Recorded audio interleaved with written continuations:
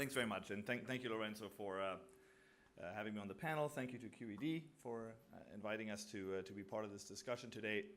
What I thought I'd do, especially since Kuba just opened up, I think, with a really helpful overview, also stating that the Commission is currently in sort of listening mode, I thought I'd maybe use that opportunity and feed in some ideas from our perspective into this process of revising the European cybersecurity strategy.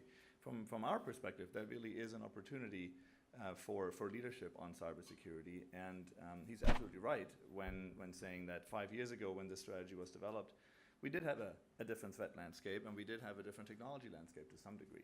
And so I think we're all more or less familiar with the problem set that we're talking about, and the challenges that we're facing when we talk about cybersecurity and the impact from significant cyber attacks.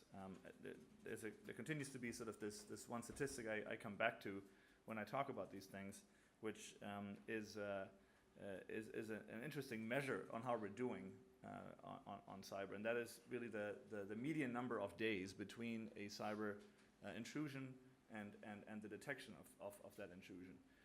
And so while about a year or 2 years ago, that number was still significantly above 200 days, we're now sort of in the 140 plus day range. But when you think about it, that's still a very long time period within which an attacker can get into a system and be detected and do a lot of damage. And 2015, the top 8 data breaches alone saw 160 million records compromised, which is just a huge number. 2016 wasn't really much better.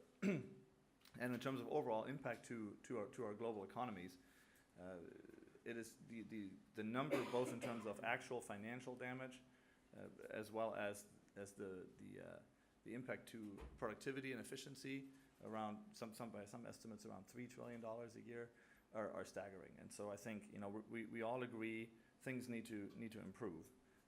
And just to sort of pile on top a little bit there, we're also aware, I think, that the impact goes way beyond just the financial damage. Jan Philip talked about some of the privacy impacts.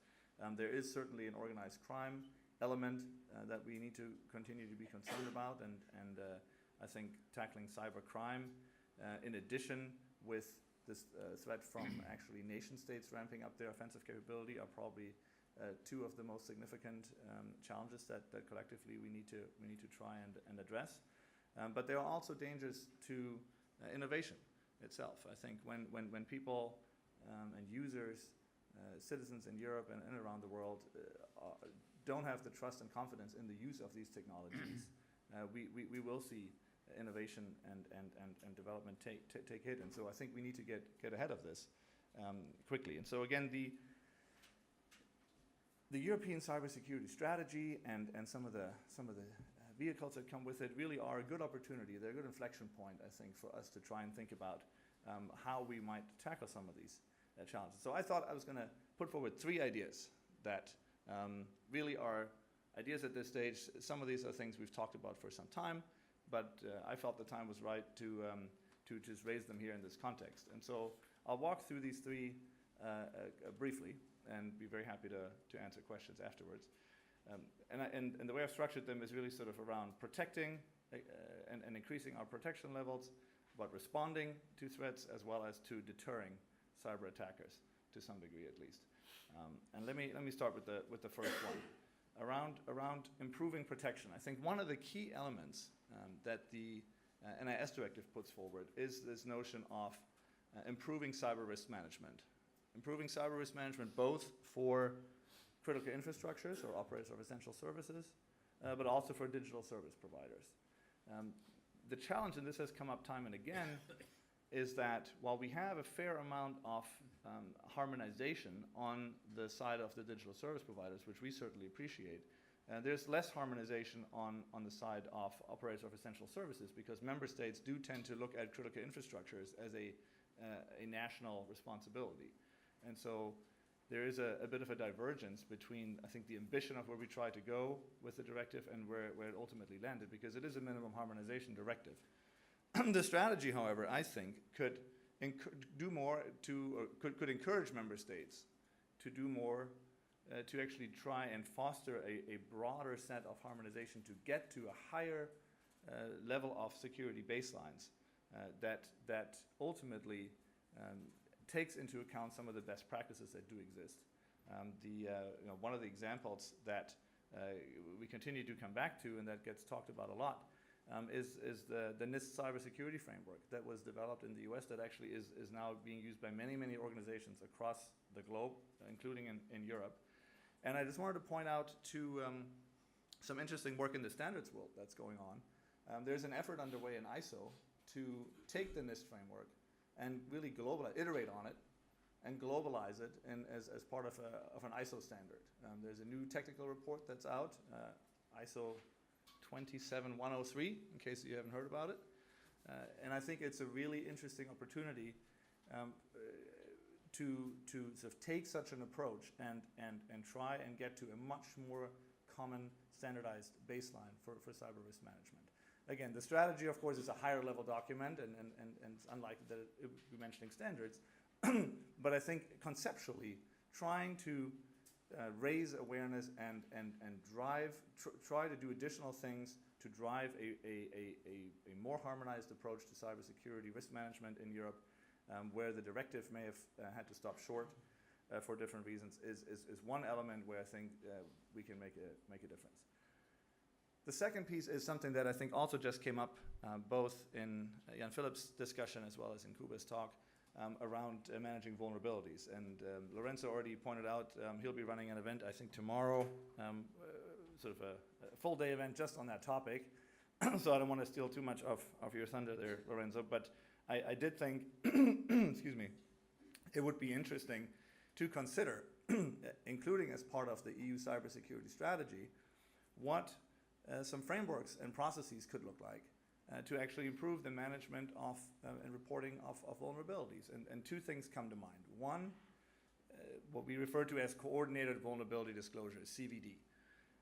That is a process where finders of a vulnerability share that information with vendors in what sometimes is referred to a responsible way. We prefer the term coordinated because we think it's a bit more accurate. And the focus really is on protecting users. It's not to try and publicize what you found to put the ecosystem at risk. It is about collaboratively working between researchers, security researchers, and finders and vendors ultimately. The challenge that we see in many jurisdictions is that oftentimes things like national criminal law will actually be fairly sort of prescriptive or written in a way that will deter security researchers from going down a path that might ultimately prevent them from engaging in this type of research, because clearly when you're doing defensively or research for defensive purposes, that sometimes is hard to distinguish from research for offensive purposes, and so really intent becomes the key question. Thank you. And so making sure that we are able to develop these approaches, I think, is something that the strategy could really provide some guidance on. The Dutch government has actually been a leader, I think, from my perspective here in Europe, on how they've been tackling this issue, but I think we need a broader approach. And the second piece of that puzzle is the role of governments in this space. Jan Philipp talked about the fact that we have sort of facts on the ground in the sense that governments are investing heavily in offensive tools. How do they do that? In many ways, they don't just go out and find those vulnerabilities themselves in code. They also go into the black market, the gray market, that certainly does exist for these vulnerabilities, where prices have been going up steadily, and then they tend to stockpile these vulnerabilities for later use.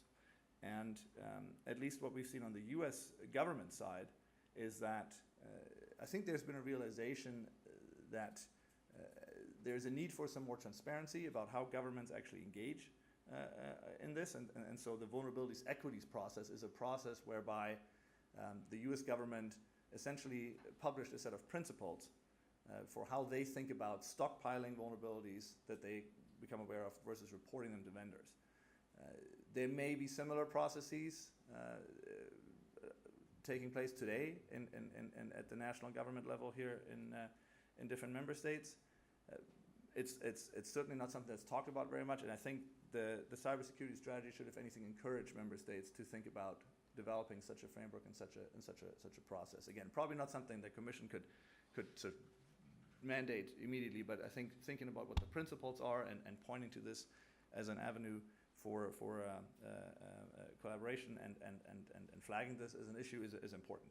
And I'll be very quick on the last one because it does refer to something that was just published a couple of days ago with regard to the EU Cyber Diplomacy Toolbox, in case you haven't seen it. In the Council conclusions that were published a couple of days ago, from our perspective, a really important step in the direction of actually trying to respond to significant cyber attacks. But I think we need to do more on that and build on that. And one of the ways to do that is to actually create a better framework for improving cyber attack attribution to help hold those that engage in significant attacks more responsible. And I think from our perspective, again, the EU has a fairly sophisticated process in place in dealing with crises in other scenarios. I think applying those learnings and that sort of normative power and cohesion also in the cyber realm would be quite helpful. Now, when I hear governments talk about improving attribution, they tend to talk amongst themselves. They tend to want to talk about trying to share information between themselves. I would just urge those that are thinking about this also in the context of the EU cybersecurity strategy to think about how can we actually maybe get to a more public-private approach to this, because there is a lot of threat intelligence that resides today in the private sector. And from a Microsoft perspective, we've actually recently called for the establishment of an international attribution organization that would do precisely that. That would be more private sector led, but I think we need to collectively think through how we can improve these processes. So ultimately, 3 ideas. I hope that will spark some discussion, and I am looking forward to our panel discussion. Thank you.